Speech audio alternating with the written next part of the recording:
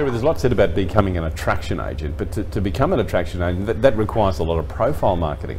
Yes, no, I agree. And I think as much as everyone wants to be an attraction agent, the reality is that you actually need to get there first.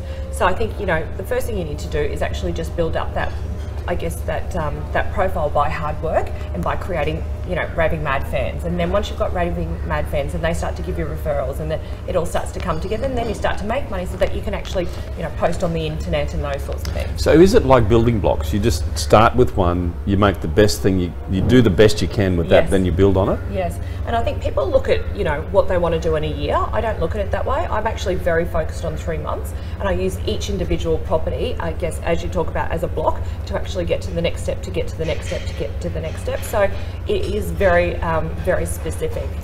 You work in an office that's got some pretty high-profile operators. In fact, some of the best high-profile operators in Brisbane or Queensland, maybe even Australia, who knows? But how do you stand out in that environment? Why would someone come to your office and list with you? Yeah, you are right. I do work in a remarkable office.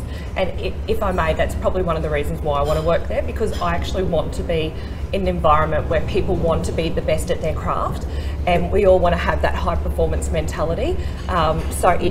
I am truly blessed to work in that environment. But I suppose at the end of the day, if I'm coming up against somebody else high profile in my office, quite often what we'll do, rather than fight each other for it, we'll actually just join forces and we'll go for it ourselves. So I think our office has a very different atmosphere to most other real estate agencies, where we're not actually fighting each other. We're actually do genuinely want the best for each other. Sherry, how important has social media been to you in building your profile?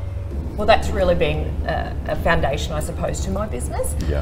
So I get at least a lead a day from Facebook. Now, some of them may not be my preferred leads, but the reality is that if I'm not able to work it, I might be able to refer it to somebody else in my office or another agency. So I think it is absolutely fantastic. Yeah, and of course video's given us that opportunity to actually show a lot more personality in what we do. Do you use that in your communication? Yeah, look, I do. I love video, and I do see the relevance, and I do very strongly believe in video. So as soon as I list a property, I literally do the 30-second, hold my phone up or my iPad up. And it's really funny, people love those videos. The professional ones, I always get a couple of likes, but I get lots of shares for these 30-second videos that I do. And it's really funny, I literally stand up there, I do one take, and I'm back in the car and I'm kind of running off. Sure. But the amount of people that might call me up and say, oh Sherry, I don't know if you realise, but you said and there a few times, or so people are actually really watching. Critiquing you. Yeah, that's right. And I think that's kind of great. But I'll run into somebody in the street and they'll sort of say to me, hi Sherry, how you going? I'm like, great, I haven't seen you in ages. And they said, well, I feel like I see you all the time because I watch your videos. So I know that they're actually being used.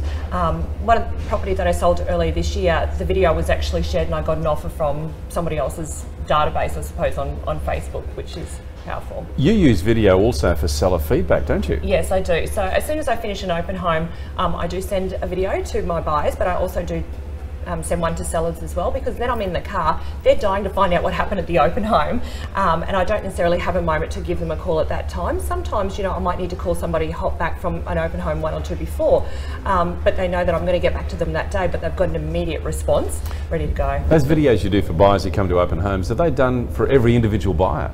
Not every buyer, but obviously if somebody has come to a few of my open homes that day, they will actually be more specific, because it's clear that they're a qualified buyer who's ready to go now. And what do you say to them? I just generally thank them for their time and for coming through, and see if they have any further interest to give me a call, and letting them know when I'm going to be in contact furthermore. Have you got a script for that, or is that just done off the cuff? Well, we do it a lot, so I guess we've kind of become a little bit programmed, but no, it's done off the cuff.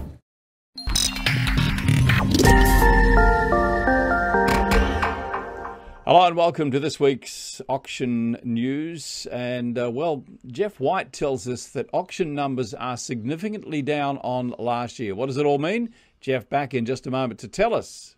The real estate business is tough, and rising costs are making it harder to thrive. Did you know you can save up to 70% on your staff costs by outsourcing the low-value, repeatable tasks, so your team can focus on growing your business? Beepo is an outsourcing provider focused on the real estate industry. With an English-speaking, tertiary qualified and fully trained team in the Philippines, Beepo will give your business the boost it needs to start growing and returning value to you. We can look after all of your low-value, repetitive administration work from our fully secure office. We provide comprehensive real estate-focused training and accreditation. The BPO team is supervised by on-site management with finance industry standard security features. For more information, visit bpo.com.au.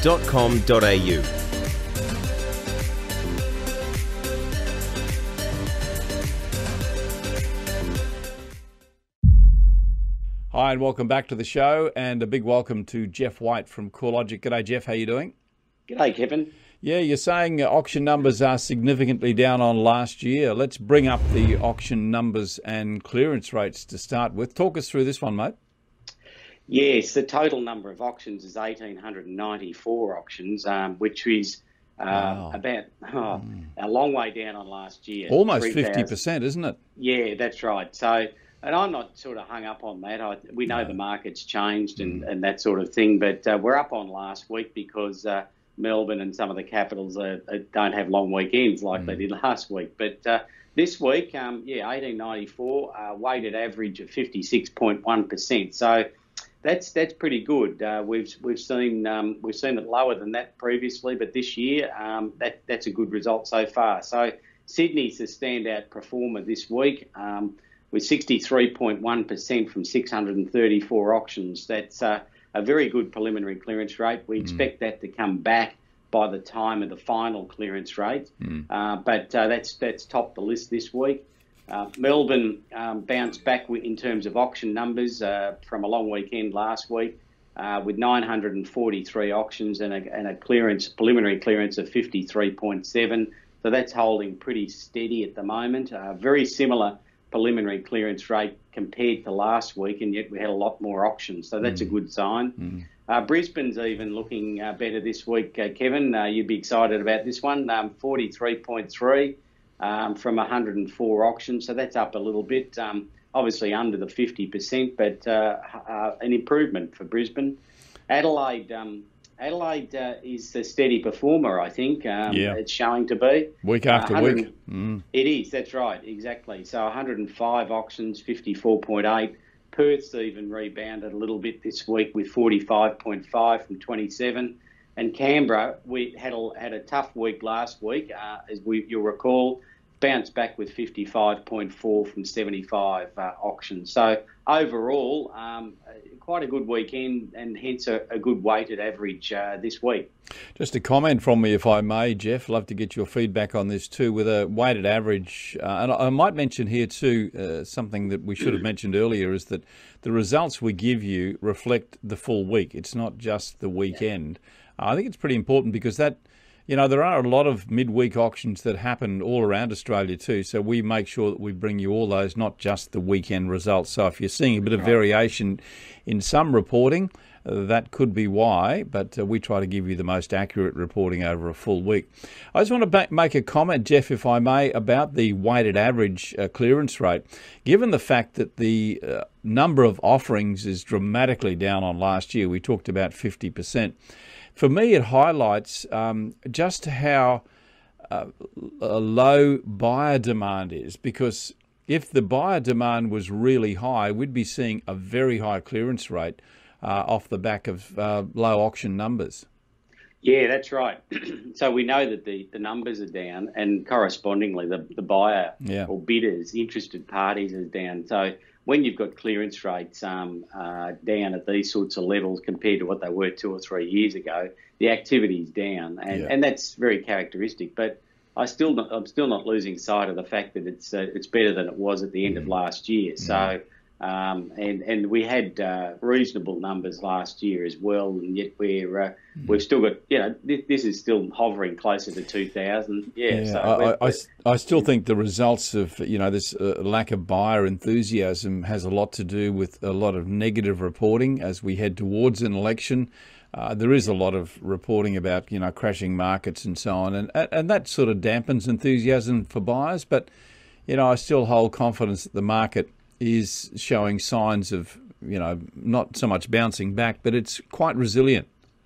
Yeah, that's right, exactly. There's certainly light at the end of the tunnel as far as we're concerned, and the next few months will be interesting given that the election's there. But the news and publicity about the market sort of snowballs, and understandably, people that are not in a hurry to buy might be putting off buying. But the point is, it's a better buyer's market now than it was 12 or 18 months ago. Absolutely. So if the properties tick all the boxes, jump in and secure it. On the back of a good auction clearance rate out of Sydney, let's have a look at the Sydney regional or sub-regions. Yeah, look at eastern suburbs, 71%. Off a good number of auctions as well, 111. Yes, when we get this report, I scanned down the percentages, and that one stood off the page at 71.1 from 111. So that's showing a really good strength in the market. And then closely on the heels of that is North Sydney and Hornsby, 69.1 at 97 auctions. But don't forget, if you drop down on that list there, Kevin, Ryde. Albeit the numbers were down compared to some of the other regions with 31, but 79.2% clearance rate this week. So they're certainly the three standout. There's plenty in that sort of 60s range in the Sydney market, which is a real promising sign. Right, of course, very close into the centre of the city as well, and it's a good suburb with a good mix of both houses and units, Geoff. Yeah, that's right, exactly right. So that's a good positive sign, and we'll keep an eye on that one over the next couple of weeks and see how it performs. Yeah, we'll do that. We'll take you to the top sale out of Sydney, which actually came out of Kirribilli in Upper Pitt Street. This is a unit 25 at 50 Upper Pitt Street, and this one sold by Di Jones. Yeah, it's a good result. 4.9 million. It's a 2-bed, 2-bath, 2-car. Hasn't been offered for 40 years. It's on level 12 in that building. Yep. And basically got views of the harbour and surrounds from every room. So if you go through the photos, you just it's a picture perfect view from every room. So it's got lift access to a dual lock-up garage and those sorts of things, and extremely well finished. And who wouldn't want to sit there and look at the Sydney Harbour Bridge, the icon. And this is right in amongst it. So Di Jones Real Estate, Nigel from Di Jones, that's a great result, and should be very happy with that. You could see yourself living there, couldn't you, Geoff? By June? Oh yeah. There's actually a photo there, an outside deck, looking at the bridge and a table with a candle on the table, and I can so I can see myself right there. Yeah.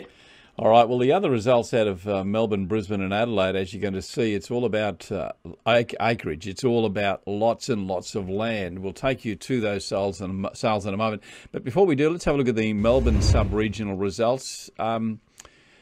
Let's have a look. Geoff, we'll bring them up. 69.9% there for Inner East. That's a pretty good result.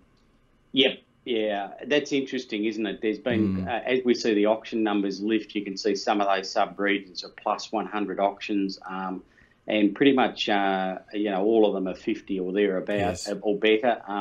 Inner East is actually really performing well compared to what it was late last year. 122 auctions, 69.9. The other one, North East, 102 auctions, 62.2, very good result. But generally speaking, you can see that the range of the clearance rates of the sub-regions in Melbourne aren't as varied as Sydney. Sydney's got a lot higher, into the 70s and some of the lower ones. Yep. The lowest in Victoria seems to be the northwest at 42.7. So very stable it seems to be in Melbourne. If you look at the clearance rates week on week, it's quite stable, and the sub-regions are quite stable. So, so that it's been a pretty good week in Melbourne as well, particularly after the large increase on last week. Indeed, we'll take you to the top sale out of Melbourne. This was over several lots. 39 to 45 Willis Street in Kew sold for just a touch under $6 million. Marshall White putting this one away. Doug and Luke, congratulations to you both. 3 bedrooms, 2 bathrooms, 4 car. Over 1,800 square metres. It shows on the maps here 2 lots. One of them is a tennis court, but I would guess you'd probably be able to get more lots off this one, Geoff.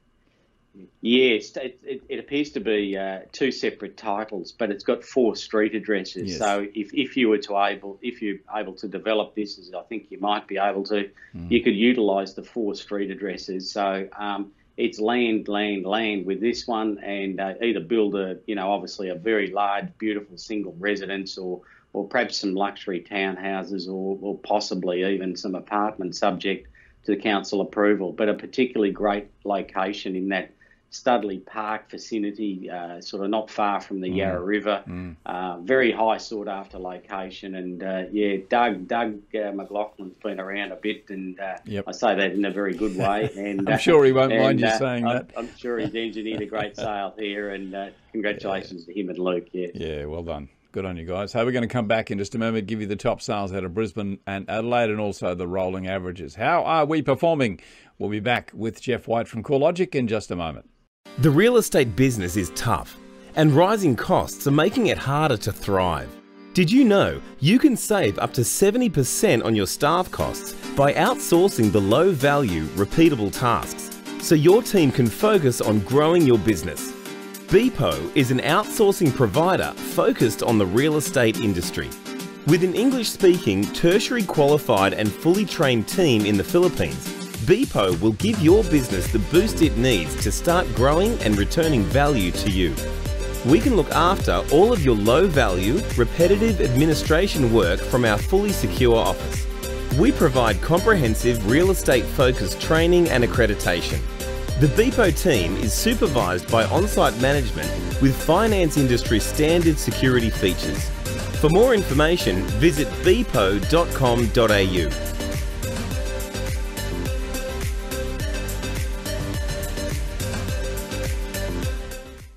Hi and welcome back to the show as we take you to our top sale out of Brisbane. This one comes from Everton Park, and once again, Geoff, we're seeing land a big player here. This is a huge block of land. Place Newmarket selling this one, Matthew Jabs and Ross Armstrong, who do a lot of work, 1,672,500 for this one. 6 bedrooms, 4 bathrooms, 6 car, over, I think if my calculations are correct, 1 hectare is about 10,000 square metres. Yeah, I think you're right. Yeah. I still sometimes think about square feet, Kevin, so that shows my age. But anyway, this is pretty much smack on 10,000 square metres. It's a pretty good house. So it's not so much like the one in Melbourne. This one's 6 bed, 4 bath, 6 car, huge site of land. The house itself is about 700 square metres of internal living. So, a really good size house. But obviously with the size of the lot, it would have attracted those that want to utilise the land for perhaps some other reasons, maybe carve it up, whatever you could do there. But it's got the potential to do a number of things, and that's why it would have been appealing. The house itself was very much 1980s style, but a very well presented house, and it got a lot of potential there, Kevin. Indeed, it has. Yes, indeed, 1,672,500. Well done on that one. Let's take you to Adelaide now, and our top sale comes from the Grange. Harcourt's selling this one for just under $2 million, 236 Trimmer Parade, 3 bedrooms, 1 bath, 2 car accommodation on 2,500, just under 2,471 square metres. Another big land holding, Geoff. Yeah, this is very interesting, isn't it? I don't know that we'll see this too often. The 3 of the top 4 basically have brought the results they have because of the size of the land and the potential that they all offer. And this is another example of it. The house itself was built in 1963, so it's just a traditional 1963 bedroom house, but obviously lends itself to development of the site in some way and carving that up, and in a pretty good area in terms of South Australia or Adelaide, and so it's an opportunity, as the agent said. This opportunity will never come again, and it's probably very, very apt in this situation. True. So well done to John there at Harcourt's, Shepherd. A good result there, John. Yeah, and you can see just from those that aerial map too what you'd be able to do with that land. That house is well positioned, so you'd be able to, carve it up quite nicely. If you wanted to keep the house, of course, you may take it off and do something else with the land subject to council approval. But lots of possibilities there. Hey, Geoff, just before we go to that rolling average, a big sale out of Sydney too, just mentioning not necessarily an auction sale, but Bob Hawke's property exchanged during the week as well. Yes, I saw that. Reportedly in the vicinity of 14.5 million. Many would remember the house, and if you go online, you can see photos of it because when he purchased that property back into the 90s, early 90s, he bought that and it was his family house, and I think it was only 6 months after he's purchased there that Paul Keating took over as Prime Minister in Australia. So it was at an interesting time. But have a listen to the capital gain here on this one, Kevin. 1991, 1.23 million, and now in the vicinity of 14.5 million. So isn't real estate a great investment? It's a great investment. It's all about location too. That's a cracker of a property, that one. Yeah. Okay, well, let's get a good indication. We like to finish each show on Monday with a look at the rolling clearance rates because it does give us a bit of an idea about where the market's headed. Still showing an upward trend there. Yes, it's just extending that tail there, Kevin, and it's heading in the right direction in terms of the market, I would say. So it's now starting to look more like a pattern, isn't it? It's not just a little blip at that we saw earlier in the year. It's actually continued, and we're starting to see the pattern there. The next few months, if it keeps heading north, we'll start to see more of a trend there. Yeah. Yeah. Well, you can see those legends at the bottom. That little thin line is actually the weekly auction clearance rates, and that's heading up, which is effectively going to drag up the thicker line, which is the 4-week average. So, the more we see that thin line growing, the more we're going to see the thick line or the 4-week average increasing as well, Geoff. That's right, exactly right.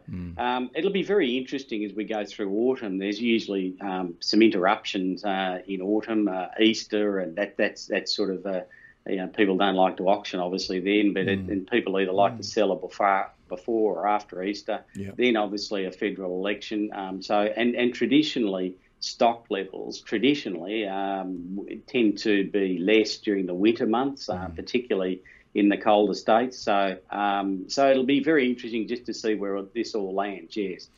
Don't forget, we'll be back on Friday with our preview of what's going to be happening over the weekend, and we'll give you a complete and accurate wrap on what's happened in the full week because the results do come in, they continue to flow in, and we put those together for you, and this is the most accurate look you'll get at the auction activities for a full week anywhere as we bring you these results from CoreLogic. Geoff White, of course, from CoreLogic joins us every week, every Monday and every Friday. Geoff, thank you very much for your time. Thanks, Kevin, and have a good day. All the best. And watch out too for Property News Update. It is out today. It's out later this week, of course, and then on Saturday we'll bring you another real estate talk show. Geoff White back with us next week. See you then, Geoff. Thanks, Kevin.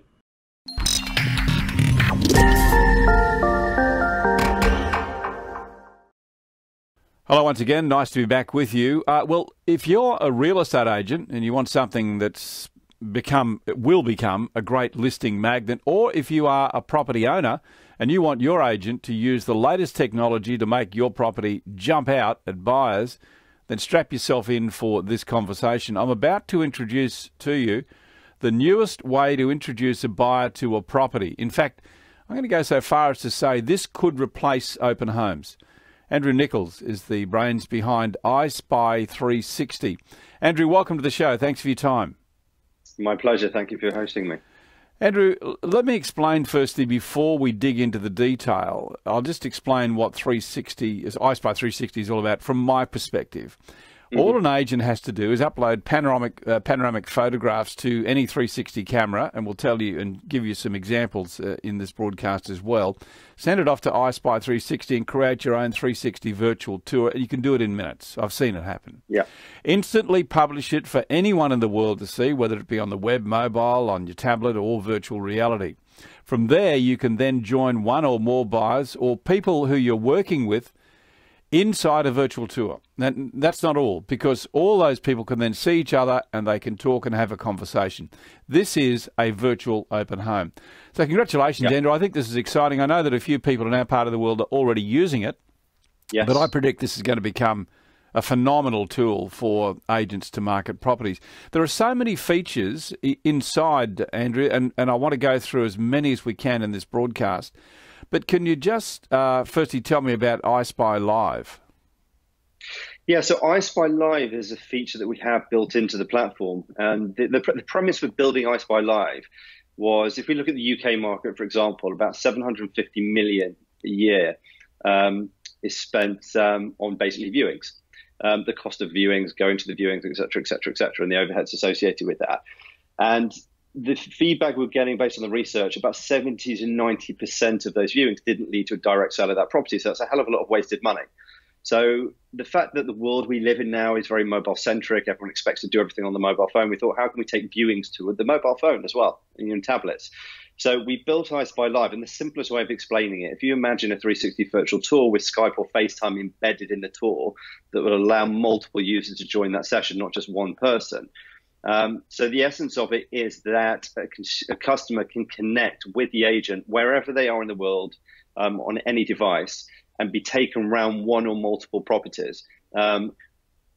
Talk to them, see them. You've got the human element. You can see the person, the agent can see the customer. They can build up that trust. They can build up that rapport. And they're obviously seeing a hell of a lot more than they would if they just saw a 2D photo because they're being taken around the whole property, and they can ask and do all the Q&A that they want and either qualify that, yes, they want to see that property or discount it and then move on to the other property. So I could be sitting in the comfort of my own home whilst an agent, in London, in Sydney, anywhere in the world, in the States, could be showing me around multiple properties. And I don't have to move. I don't have to do anything. So there's a benefit to the agent. And also, it's been pointed out to me recently, and I think, there's the environmental aspect of that as well, that companies can reduce their carbon footprint by actually reducing the amount of travel they're taking as well. And also, there's a huge safety element to that. Because, a lot of the time, agents are going to properties not really knowing who it is they're going to be meeting. So there's a huge safety element to it as well. So we're seeing a huge amount of demand and, uptake on that particular product right now. And, of course, it gives the agent as well the opportunity to run more open homes because you can do them so quickly. If you can bring together 3 or 4 people, it's really good use of their time because in a matter of minutes they can bring them together, take them through the property. So they don't really have to tie into a time. It's going to save on marketing because they won't have to advertise that they're going to be there at a certain time. So many pluses to this. I love it. And the other amazing thing that I want to cover later is the cost of this. I mean, this is not new. There are other operators that do it, but it costs so much to get the camera. So I want to share with you a little bit later with Andrew just how inexpensive this can be. Before we do that, Andrew, can we just explore another one of the features inside the program where an agent can actually narrate their own virtual tour? Tell me how that works. So that's a feature called iSpy Play. And again, the reasoning behind why we built it, we had a lot of people saying we love the virtual tours, but what we are missing is the opportunity to still upsell by physically being with the person, actually, talking to them and verbalizing the positives and et cetera of the property. So, and also in addition to that, and this is a global phenomenon, is, most of the time people will surf the net at home after work looking around at properties, at 10, 11 at night when the agent's not around. So we created iSpy Play, which allows you to take someone on a guided tour of a property while you're narrating it, which is just part and parcel of the tour itself. It's an additional feature. It's a button that you click. But it's more than just a video. It's interactive. So at any point you can pause it and actually just walk around the property yourself, self-controlled, and then click play and continue. So it allows the agent to take people on a journey around the property and highlight, the benefits of it and talk to them and upsell as they would in person as well. So it's allowing them to market the properties as they would in person, but 24 hours, 7 days a week. Okay, we'll talk about equipment in just a minute. I can see behind you there are some cameras. We'll try and bring some of those maybe in. by the way, so, yeah. Yeah, that's it. Yeah, we can see them. But there's another one that's not there that I do want to talk about, because that's the use of the iPhone. But before we go there, let's just explore a little bit more about the time that's involved here for an agent. How quickly can this happen? Fine. So if you're using pretty much any of these cameras, if we use the Ricoh, for example, which is the one we actually suggest to use for various reasons. Do you want to jump forward now and we'll grab a couple of those just so we can demonstrate? Would be good. So this one, for example, this is the Ricoh Theta camera. There's three variants. There's the Ricoh Theta SC, the S, which this is, and the V, and they're actually bringing out a new one in October, which is going to be SLR quality, which is going to be fantastic. Is it possible that your tech team could give us a list of these cameras so we can put this in the commentary underneath for anyone who wants a link? Absolutely. Yeah, great. Okay, Absolutely. If we can do that, that'd be brilliant. Okay, so that's that one. So, yeah, so it's got dual fisheye lenses. I mean, all the rest of them here are very, very similar cameras. This one's by GoPro. You've got one here, another one made by Samsung, but they're all very similar on the basis, if you can see, they've got two fisheye lenses on either side, so they don't turn, you don't need to do anything. There's no movement involved. You put them in the middle of a room. Every single one of them has an app you download onto your phone that works up to about 10 or 15 meters away. So you'll put this camera on a tripod, put it in the middle of the room, walk out the room, press shoot, and it takes 3 seconds to take a full 360 picture. So you've got, if you're looking at, say, 2-3 bedroom property, for example, living room, 2-3 bathrooms, you're probably looking at under 10 minutes to take those photos, and that creates a 360 photo. Uploaded into our platform, which takes probably about another 5 seconds per image that you're uploading. And then the workflow that we have that enable you to connect those images together and create the hotspots and the tour, the basic tour, that will take you anywhere between 5 and 10 minutes, depending on the size of the property. So you're looking at probably 15 to 20 minutes to get to a point where you've got, a virtual tour that's actually published live and accessible by the public. And then you can you start to market it. Continuing on our conversation here about equipment, because this is a key thing, I guess, for a lot of people. They'll want to know how difficult it is to do it. You showed me before we went live that there's another one that accommodates an iPhone. Could you just show me that and explain how that works? Yeah. Absolutely. So this is a rotator device. So again, it fits on top of a tripod, and you can use any mobile phone with it. So this one happens to be an iPhone 10. But the basis of it is the camera slots in here, tighten that up, fits on a tripod. You download an app, you press a button on the screen. The camera, this device here, will actually rotate the phone and therefore the camera, which takes about 10 to 20 seconds to do. But that in itself creates a 360 by 360 photo that again can be utilized and uploaded to our platform. And because of the cameras in a lot of the phones nowadays are such high quality, the images are very, very crisp. They've all got HDR functionality as well. So you get some great imagery that come out of these phones, to some extent arguably better than some of the 360 cameras that are on the market as well. But the point being, this is a device that we actually give away for free as part of our platform. But you can buy this probably for about $20, $30, $40 or so. But what it's doing is actually enabling anyone who has a mobile phone, which is pretty much most people nowadays in their pocket, to create 360 virtual tours. We're going to give you a link to the website so you can go and get even more detail. There's some tremendous demonstration videos on the site as well, so that will tell you a lot more about it, a lot more than we can tell you in 10, 15 minutes. Can we just talk about reporting? Because we've gone through the process of producing the material. Now we're going to put it up on the website. It's important that agents remain engaged with their sellers to tell them, this latest technology really is working and here are the results. What sort of analytics can we get from you? So at the moment we have our core analytics are looking at number of tours, so the volume of tours, where that traffic's actually coming from as well. So is it coming from a portal? Is it coming directly from your website? The amount of tours over time, and also geographical spread as well, which you can actually drill down into cities, towns and villages to find out where that traffic's coming from. We're going to be expanding our analytics, so providing a lot more data back to people as well, to the extent of what people are actually looking at within the tours as well. So you can actually start, there might be that utility room people find irrelevant, they're not interested in that. So you could actually cut down the time you're creating the tour by actually removing that. Or are people looking at the white goods in the kitchen? Is it that important to them?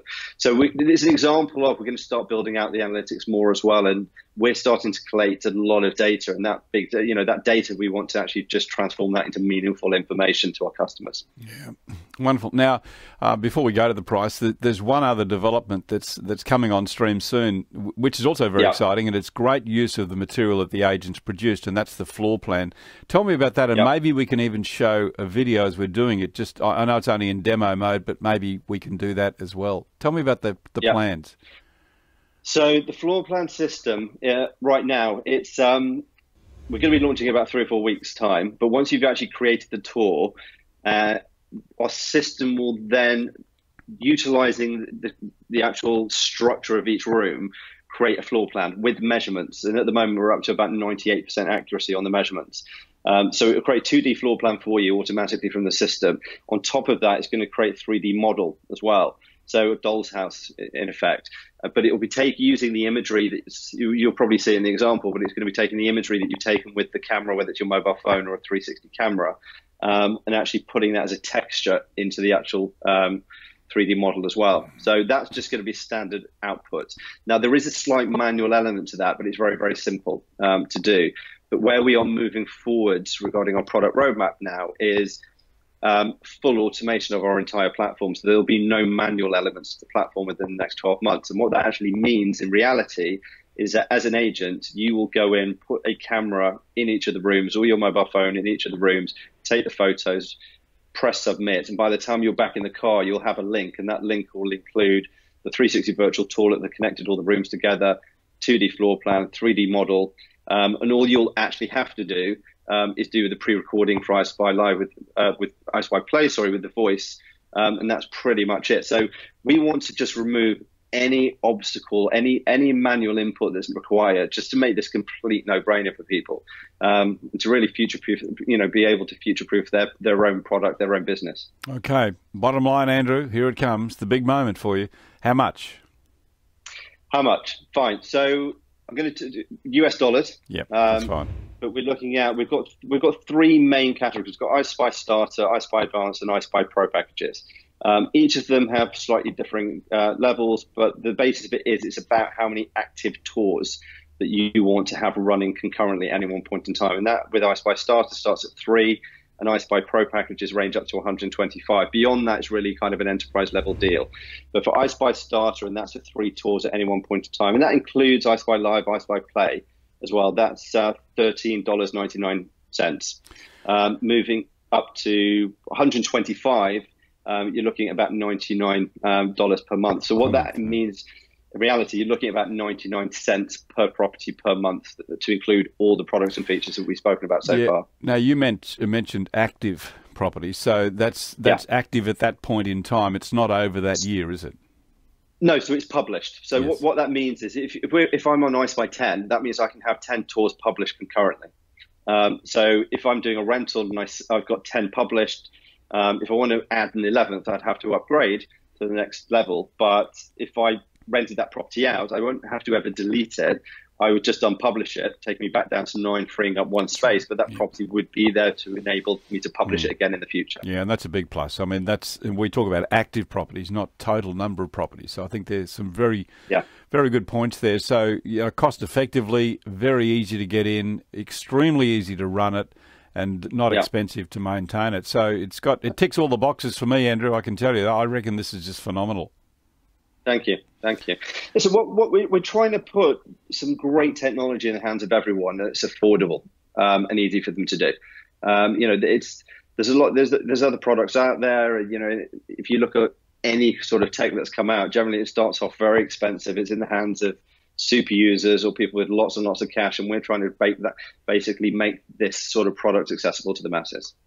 That's fantastic. Andrew, thank you so much for spending some time with us and explaining it. My pleasure. Really excited about it. I think it's great. It's called iSpy360.com. All the links, we'll send links for those cameras we've discussed, and we'll be running some overlay as well for you there. So well done, Andrew, and we look forward to talking to you soon. Thank you very much. Thank you.